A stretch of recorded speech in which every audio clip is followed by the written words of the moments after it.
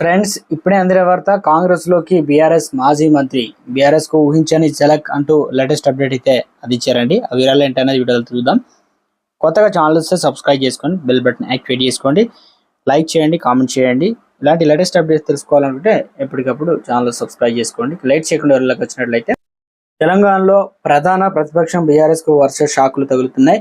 పార్టీకి చెందిన 6 ఎమ్మెల్యేలు ఇప్పటికే కాంగ్రెస్ గూటికి చేరారు. ఇక ఈ క్రమంలో నెక్స్ట్ ఎవరనేది ఆసక్తికరంగా మారింది. వివాదాలకు ఆస్కారం లేని నియోజకవర్గాల్లో నేతలను తొలుత పార్టీలోకి ఆహ్వానించాలని చూస్తున్నారు.